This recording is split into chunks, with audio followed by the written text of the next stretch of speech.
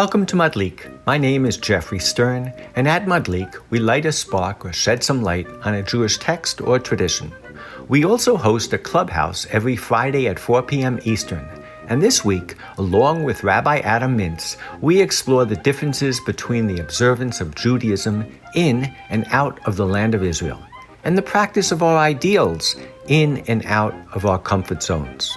So grab a folding chair, go outside, and join us as we explore practicing Judaism in and out of your backyard. Welcome to Madlik, Disruptive Weekly Torah. So it turns out that today is kind of a third in a series, and it wasn't an intentional series. But the truth is, if you recall, about 2 weeks ago, we talked about Tisha B'Av, and we talked about how in the second paragraph of the Shema, it does something unique, which it says to the Jews, if you don't fulfill the commandments, I'll cast you out of the land. And we talked about the implications of that. And then last week, we talked about the Shema itself, that iconic call to faith, and what its implications are. So this week, that second paragraph in the Shema that we read, or traditional Jews read twice a day, is actually part of the weekly portion.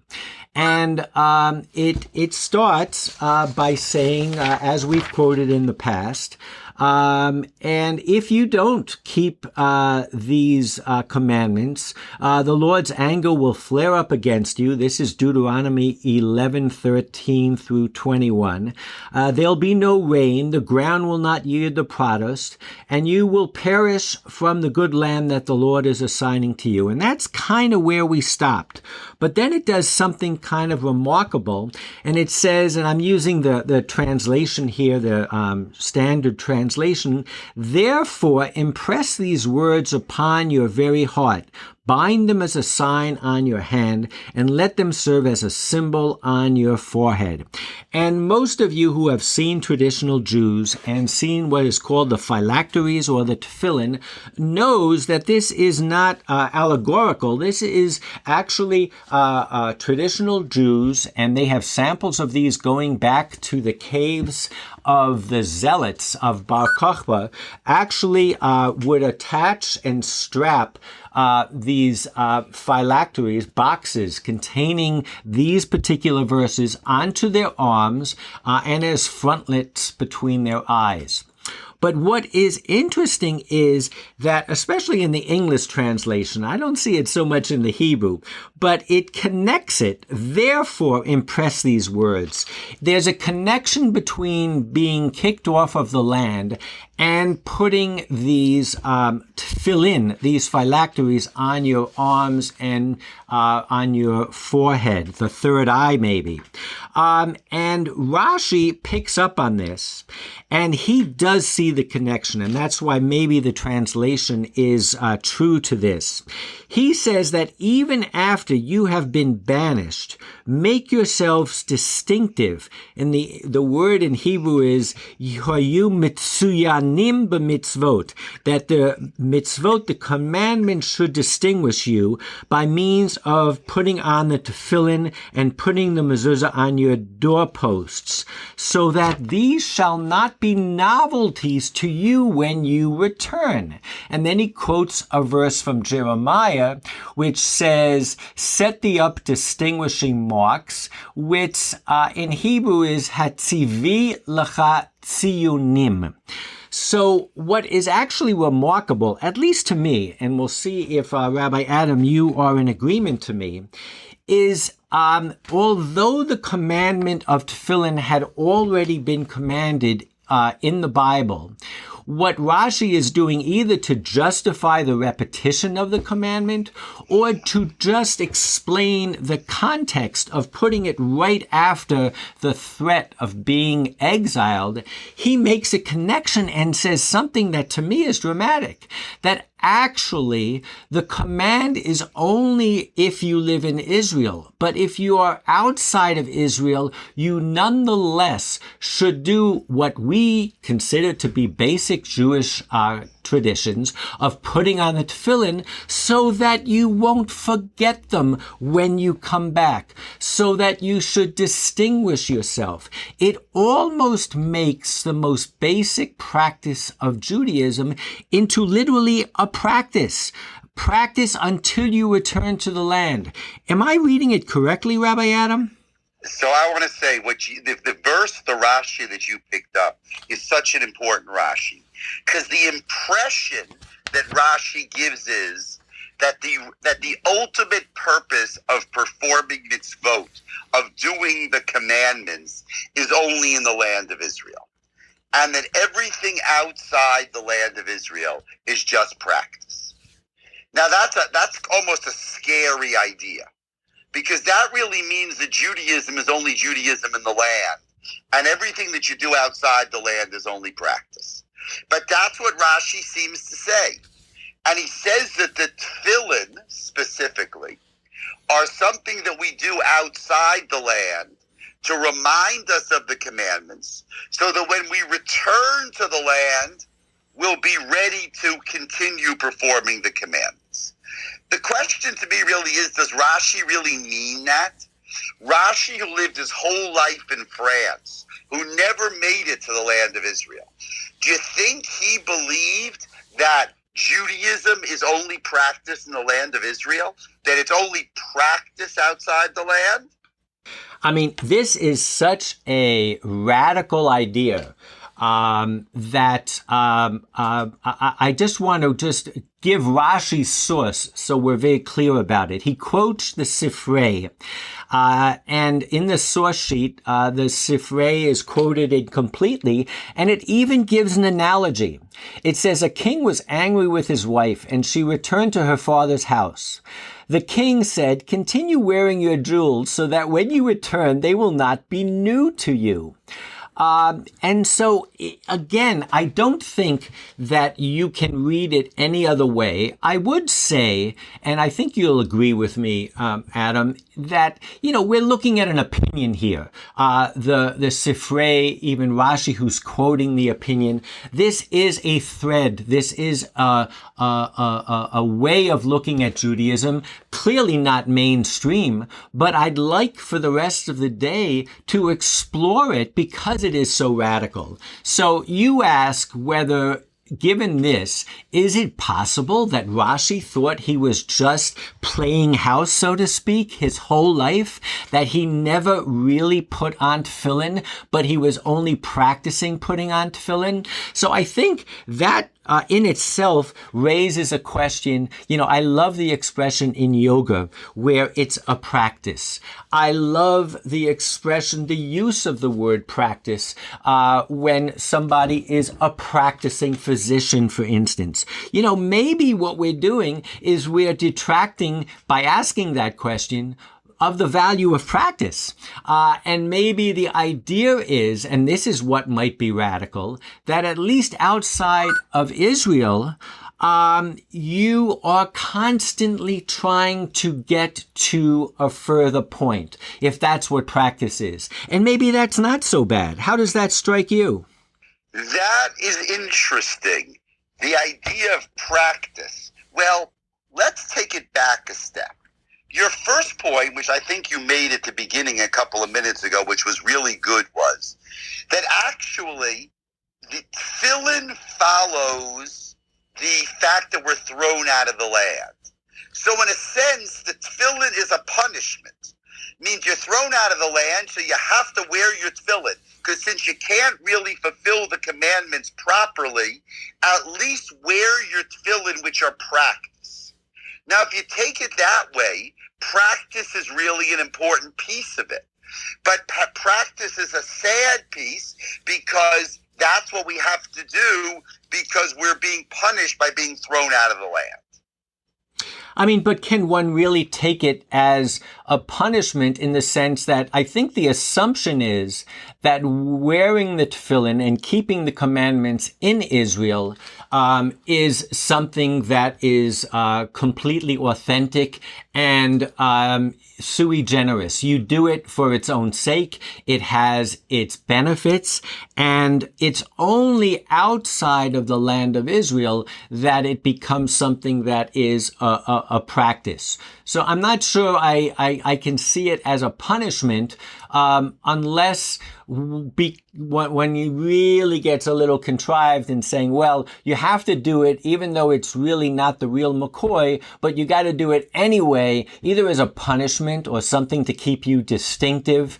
I mean, I think what I'd like to take from your question is, let's look at the flip side. What does, therefore, wearing tefillin in Israel mean? And again, if part of the wearing of the tefillin is to make you distinctive, and anyone who's ever seen anybody wearing tefillin, it is very distinctive. If you ever are about to knock on a door, the first thing I always do is look to see if it's a mezuzah, to see if it's a member of the tribe, so to speak. So these are two commandments that distinguish the Jew very much in exile. So maybe the flip side of that is, well, then what do you even need them for in the land of Israel? That to me is an interesting question as well. Good. That is an interesting question. Let's take both points that you make. The first point you made is that both mezuzah and tefillin are visible, highly visible, meaning the mezuzah is on the doorpost. You can identify a house as being a Jewish house, and the tefillin is on the person. When we all know that to see a Jew wearing tefillin, it's distinctive. Wow, like that's exactly the right word, Geoffrey. It's distinctive. It makes them special. It makes something different. And I think that's an important idea. Now, according to the way Rashi is presenting it, tefillin plays a much more minor role in Israel than it does in the diaspora, because the whole idea of remaining distinctive is not important in Israel, because by definition we're distinctive in Israel. So that I wonder about that. I wonder what Rashi would say about that.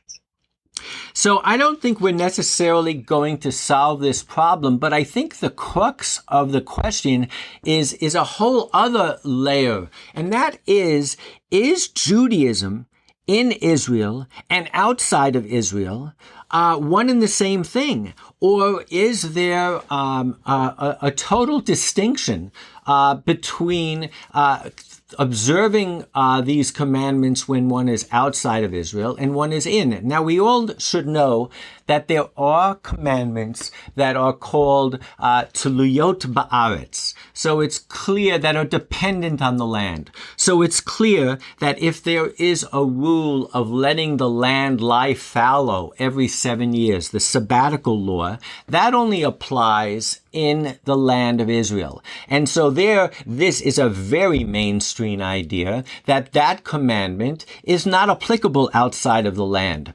What this particular train of thought is saying is that really every commandment, when practiced in Israel, is different in kind, not in degree, when practiced in Israel and practiced outside. And I think the fact that we're struggling with how tefillin is meaningful in Israel and how it is meaningful outside of Israel maybe tells us that we're not even being showing a bias, that tefillin might mean one thing, Shabbat might mean one thing in Israel, and it might mean something outside of Israel. But clearly this particular midrash or commentary is raising a very important question, even that is very timely, in a time where the communities living in Israel and outside of Israel see things so differently.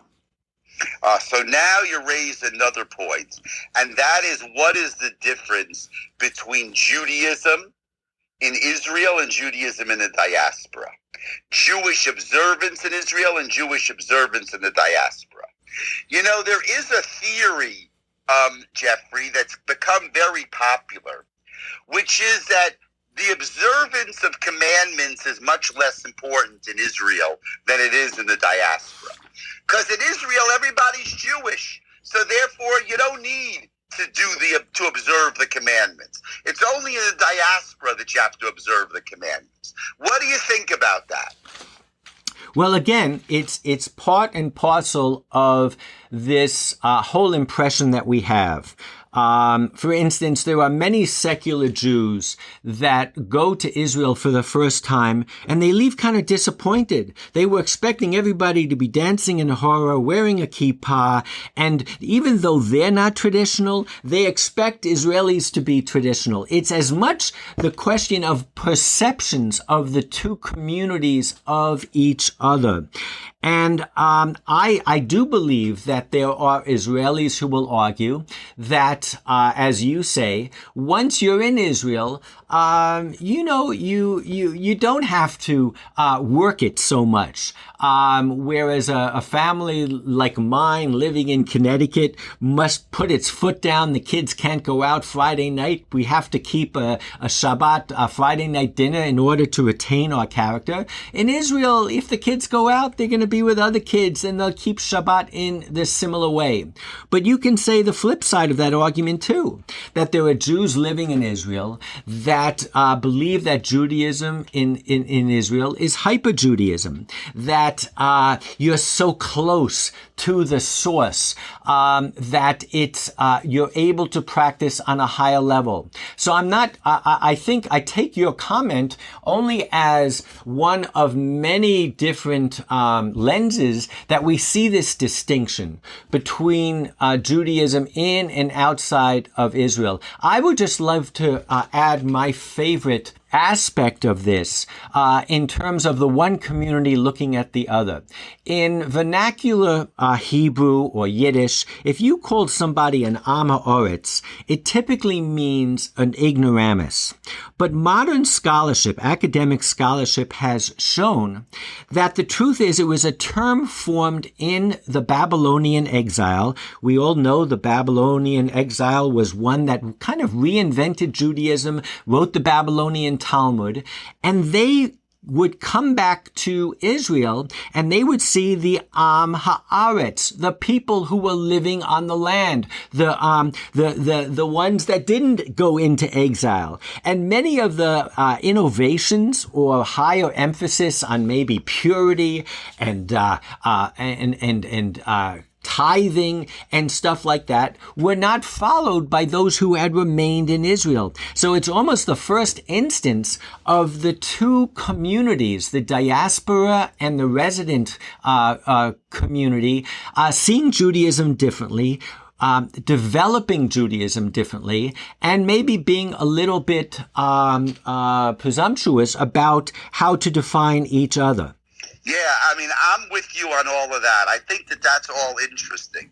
Now, how that relates to the fact that tefillin is a reminder and kind of, what happens because we went into exile, that's a little bit of a jump.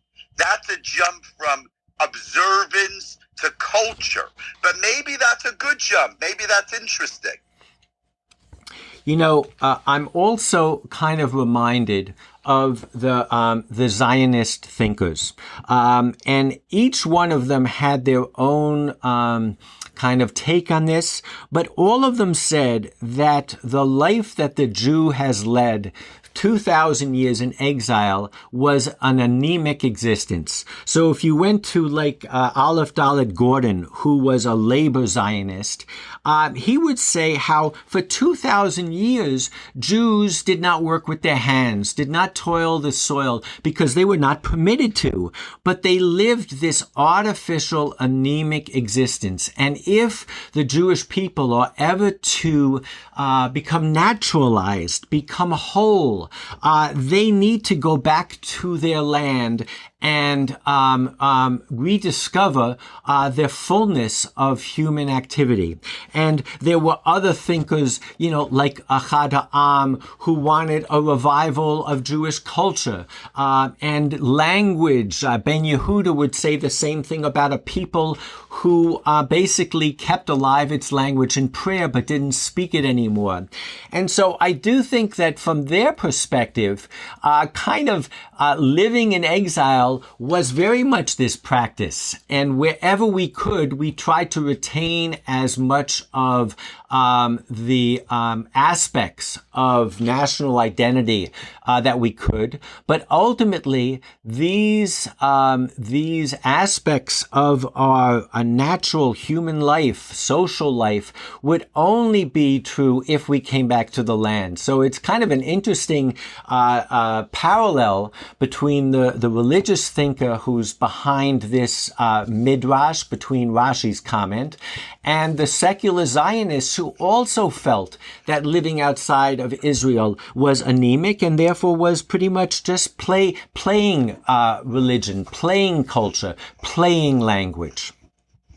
It's interesting, the secular Zionists, why did they think that living outside the land was anemic? It wasn't because of an observance of mitzvot. They somehow felt as if Judaism just by its very definition needed a homeland. Well, I think with regard to religion, their argument would be similar to the one you made a few minutes ago, which is that because we didn't have a language, because we didn't have an economy, because we didn't have anything, all of the accoutrements of a natural life, what we could develop was our religion. And therefore, we developed this religion way beyond where it should have been relative to the other aspects of our lives. And that, therefore, when we come back to the land of Israel, religion has to reassume its relativity to the other forms of life. And I think from that perspective, yes, that would be where that argument comes from. But again, it seems to me, even today, when you have, and I see this especially amongst liberal progressives, and I count myself guilty as charged as a progressive, but sometimes it's very different what a progressive will say who lives outside of Israel and one that lives inside of Israel. And the most basic difference is the one that lives inside of Israel probably has a son or a daughter in the army. And clearly, Ben Gurion made the statement that his ideal was one day we would live in our land and we would have thieves and prostitutes just like anybody else. And what he meant to say, and what he meant to say is, in Israel, all of this ideology that we had, and especially progressive ideology, the rubber has to hit the pavement. It's one thing to talk as a consultant, and it's another thing to run a company.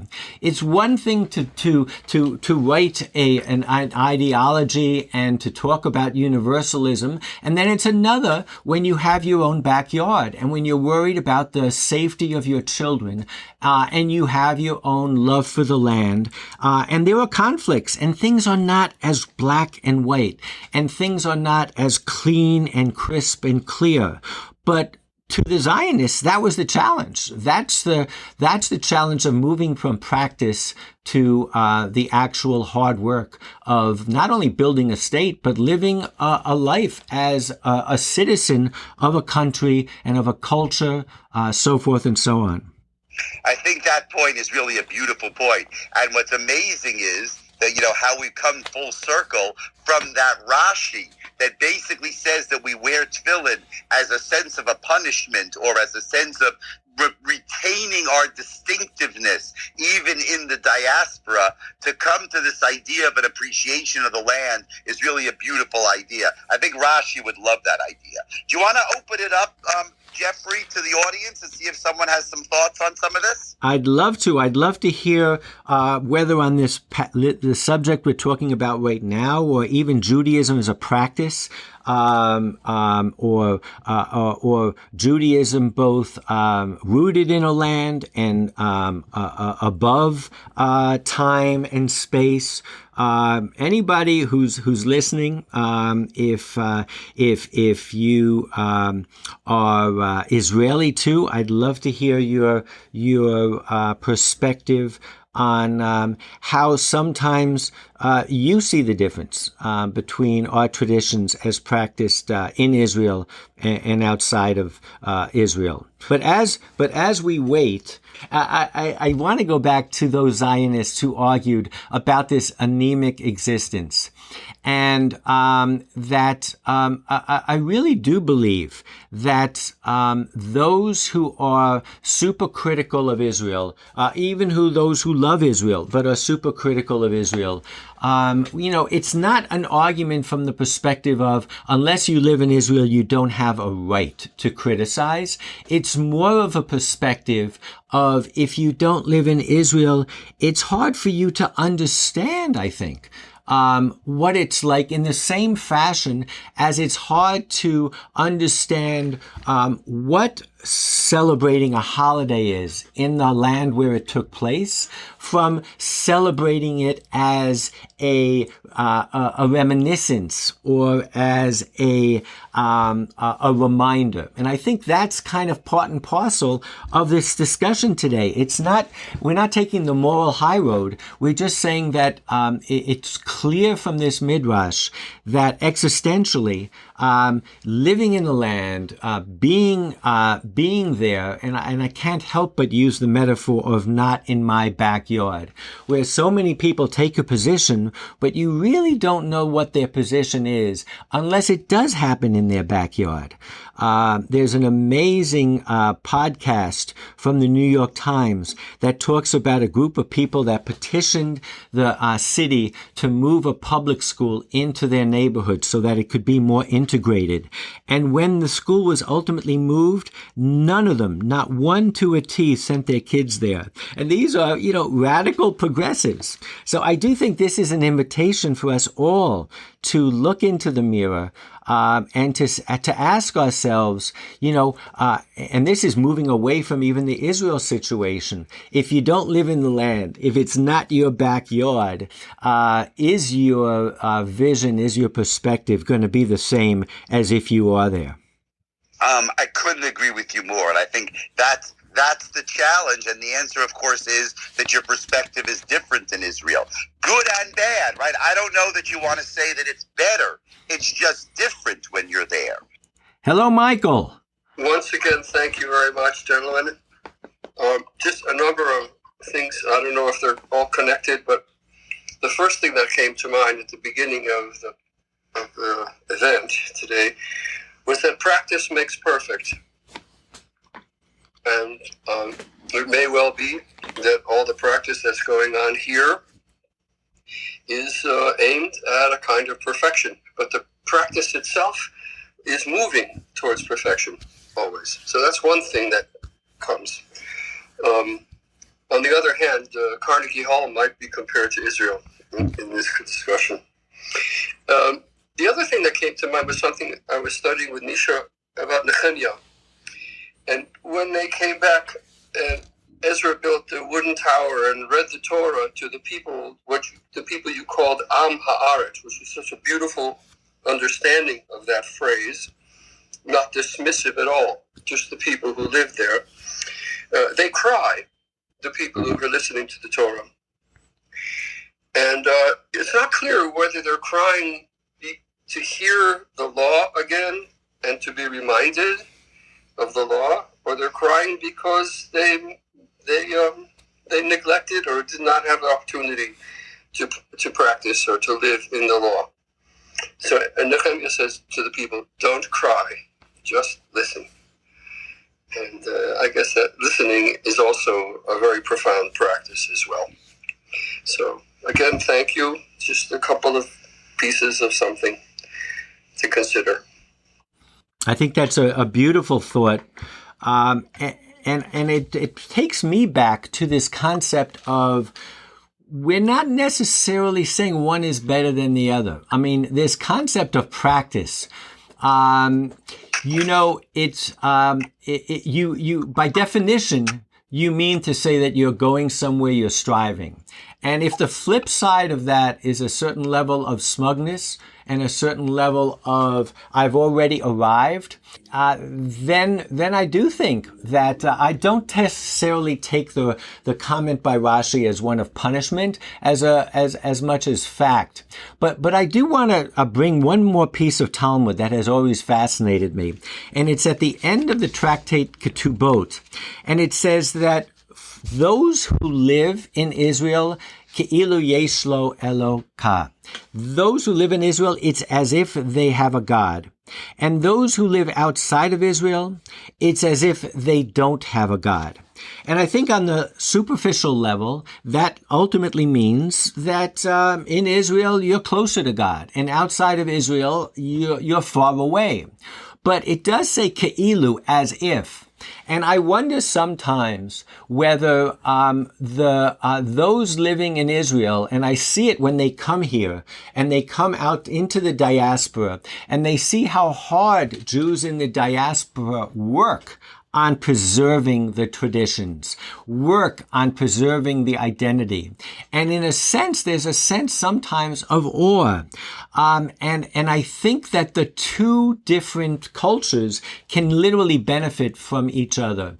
And the culture, outside of Israel, if it's, and I won't even say Israel anymore, outside of the land of comfort, outside of the land of having arrived, as opposed to the land of wanting to arrive, striving to arrive. Those people, it's as if they don't have a God because they're striving for that God. And the ones that feel rooted in the land as if they've already arrived and they have nowhere further to go, it looks as though they have a God, but maybe they don't. And that to me is what lies at the bottom of this whole concept of belonging and not belonging, of arriving and not arriving, of totally feeling, comfortable. We were in Morocco, and the Moroccan community divides itself into two. One is the Mityashvim, the people that live there, belong there. Those were Jews that arrived with the Romans and were there before the Spanish Inquisition. And the others are the Mitgarshim, those who were exiled from Spain and came there. So they have in the same country these two concepts. And I would suggest, and maybe this is the thought that we should take with us, is that we both need a little bit of both. We both need to be able to have that comfort level, but we also have to also feel a level of striving and practice, trying to get to the promised land. And if we ever get to our promised land and feel we've arrived, we're probably dead in the water. So you always have to have, I think, both aspects. Geoffrey, you couldn't end on a better note. The idea, the necessity to strive, and the idea that if we ever think we get there, then we failed. I wish everybody a Shabbat Shalom. We should continue to strive.